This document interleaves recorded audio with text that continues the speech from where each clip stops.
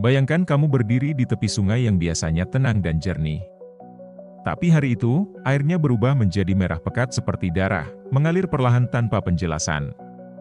Pemandangan ini mengingatkan kita pada kisah lama, saat Nabi Musa diutus kepada Fir'aun, dan sungai Nil berubah menjadi darah sebagai tanda peringatan.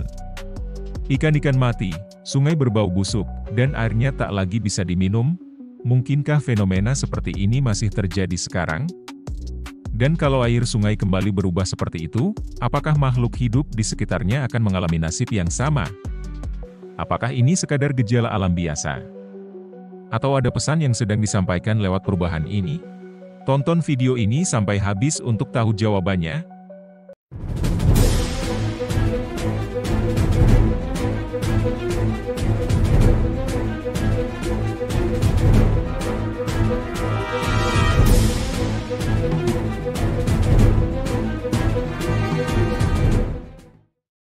Di masa lalu, sebuah kisah besar tertulis dalam sejarah manusia dan kitab suci.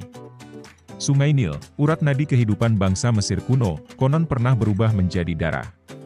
Ini adalah salah satu dari 10 bencana yang dikirimkan kepada Fir'aun, menurut kisah Nabi Musa. Dalam narasi Islam dan Kristen, ini adalah tanda kekuasaan Tuhan yang tak bisa dibantah. Air sungai berubah, ikan-ikan mati, dan bau busuk menyebar. Peristiwa itu menandai awal dari serangkaian kejadian luar biasa yang memaksa Fir'aun untuk menghadapi kenyataan kekuasaannya yang terbatas. Fenomena ini merupakan mukjizat yang hanya dapat terjadi atas izin Allah Subhanahu wa Ta'ala. Tapi pertanyaannya adalah, apakah mungkin kita melihat fenomena serupa hari ini?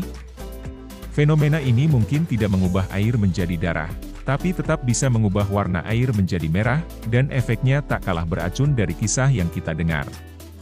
Nama ilmiahnya, harmful algal bloom, atau lebih dikenal sebagai red tide, atau pasang merah. Red tide terjadi ketika alga, organisme kecil mirip tumbuhan, berkembang biak dengan sangat cepat dalam jumlah masif. Spesies alga tertentu, seperti Karenia brevis, bisa melepaskan racun ke dalam air yang membahayakan kehidupan laut, bahkan manusia. Saat alga ini berkumpul, laut berubah warna, merah kecoklatan, hijau keemasan, bahkan kadang terlihat seolah air sedang berdarah. Red tide bisa menyebabkan kematian massal ikan, mamalia laut, bahkan burung. Racunnya bisa menyebar lewat udara dan menyebabkan iritasi pernapasan bagi manusia, terutama di daerah pesisir. Lautan Teluk Meksiko, perairan Florida, Jepang, bahkan perairan tropis seperti Indonesia pun tidak luput dari ancaman ini. Fenomena ini bukanlah hal baru, tapi frekuensinya semakin meningkat akibat aktivitas manusia. Limbah pertanian yang kaya nutrisi, perubahan iklim, dan pemanasan global mempercepat pertumbuhan alga ini. Uniknya, red tide bukan satu-satunya perubahan warna air yang mencengangkan. Ada juga green tide, ledakan alga hijau seperti Ulphalactuca, yang menyebabkan laut berubah menjadi hijau pekat. Di Cina, Korea Selatan, dan beberapa bagian Asia Tenggara, green tide pernah terjadi dalam skala besar dan menyebabkan kerugian ekonomi serta ekologi. Meski tidak seberacun red tide, ledakan alga hijau tetap berbahaya.